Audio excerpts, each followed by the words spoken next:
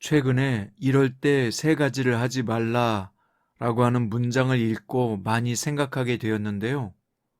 기분 좋을 때 약속하지 마라. 화났을 때 대답하지 마라. 슬플 때 결정하지 마라. 입니다. 감정이 나쁘거나 너무 좋을 때 함부로 결정하지 말고 신중하라는 것이죠. 의미 깊은 말입니다. 누구나 자기 자신에게 집중하면 경솔하게 행동하게 마련입니다.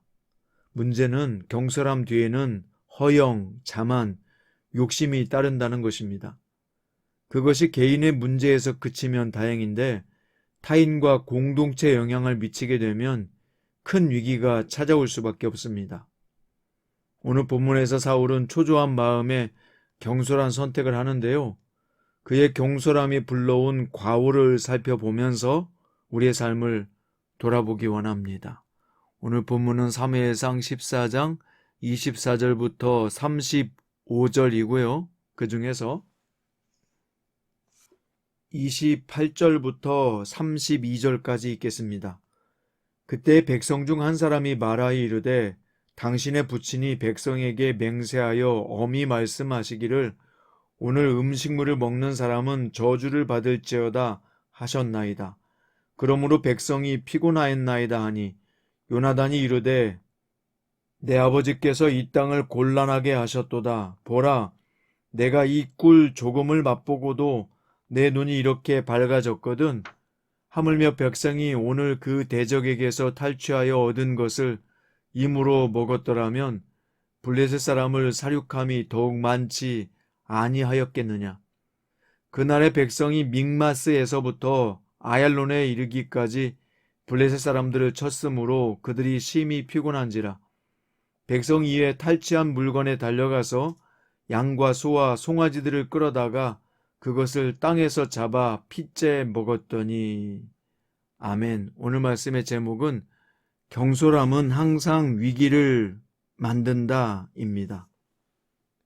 사울은 전세가 유리해지자 군사들에게 블레셋 정벌을 마칠 때까지는 전원 금식하라는 맹세를 시킵니다. 아마도 금식하면 하나님이 더욱 도와주시리라 생각했을 것입니다.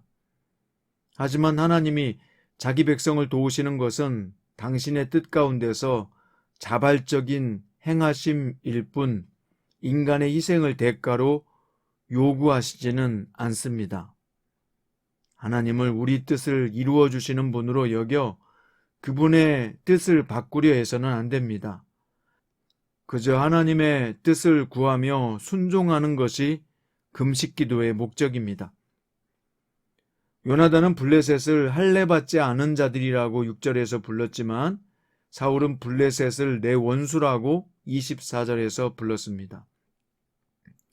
곧 요나단은 블레셋을 하나님의 언약과 상관없는 하나님의 대적으로 이해했지만 사울에게 블레셋은 자신의 왕권을 위협하는 개인의 원수에 불과했던 것입니다.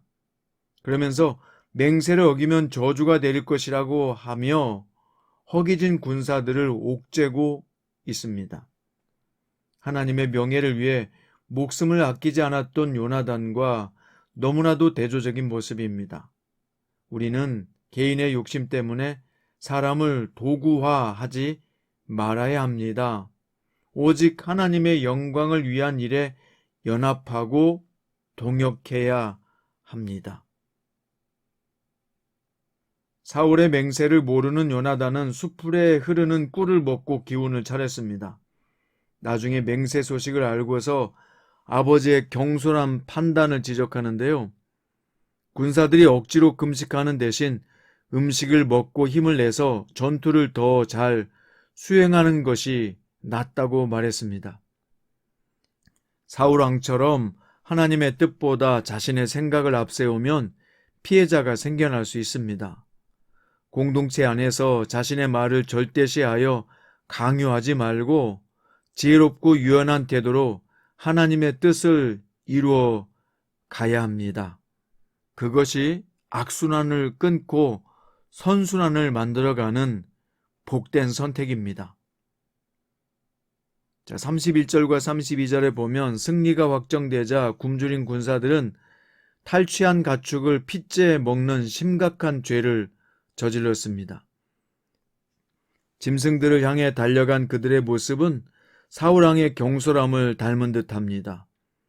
사실 백성은 맹세를 했지만 그 의미를 알지도 못했고 강요에 의한 맹세였기에 짐승을 핏째 먹지 말아야 한다는 율법도 잊었던 것입니다. 이렇듯 자기 중심적인 경솔한 태도는 타인에게 쉽게 전염됩니다. 갈급하고 긴급할수록 경솔함보다 진중함으로 하나님의 뜻을 구하며 분별할 수 있기를 바랍니다. 사울은 군사들이 믿음 없이 행했다며 책망하는데요. 하지만 그 원인 제공자는 바로 사울 자신입니다.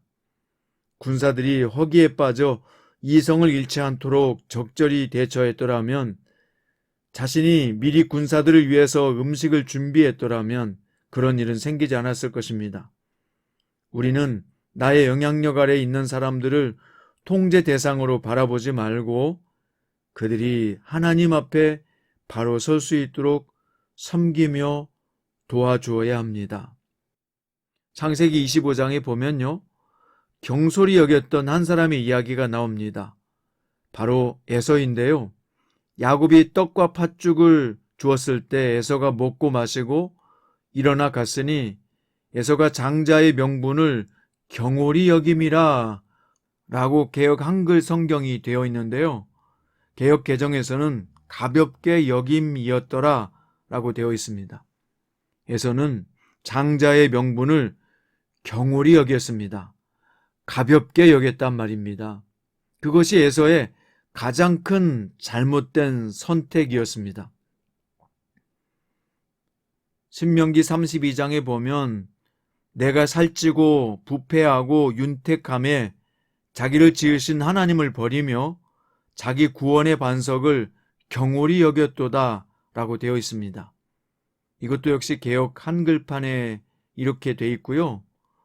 개역 개정 성경에 보면 업신여겼도다 라고 되어 있습니다. 하나님을 버리며 자기 구원의 반석을 경홀히 여기고 업신여기게 되면 무슨 결과가 찾아오겠습니까? 경솔함은 항상 더 큰 위기를 만듭니다.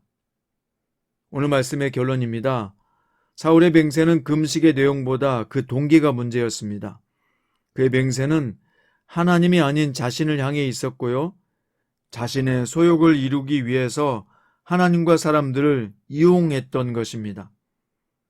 진정 우리 인생의 모든 순간에 경솔하게 행동하지 않도록 늘 하나님께 우리 자신을 맞추며 그분의 일하심에 여러분을 맡길 수 있기를 간절히 바랍니다. 경솔히 행동하지 않으려면 지혜가 있어야 되고 그 지혜는 오직 하나님을 경외하는 자에게 오는 것입니다. 지혜의 근본은 하나님이시니까요. 오늘 하나님과 동행함으로 지혜롭게 되어서 올바른 판단을 내리고 하나님이 기뻐하는 결정을 해서 갈수록 좋아지는 복이 여러분과 저에게 임하게 되시기를 주님의 이름으로 축원드립니다. 기도드립니다. 사랑하는 주님, 경솔함은 항상 위기를 만든다 하는 것을 사울왕을 통해서 배웠습니다. 주님, 오늘 하루도 우리가 경솔하지 않게 해 주십시오. 주님이 주신 장자의 권한, 즉 하나님의 자녀의 권세를 잘 활용하게 하시고 우리가 주님 앞에서 올바른 판단을 내림으로 말미암아 나도 복되고 가정도 복되고 교회와 직장의 모든 사람들을 복되게 할 수 있는 참된 복의 근원으로 오늘 하루도 살게 하여 주옵소서.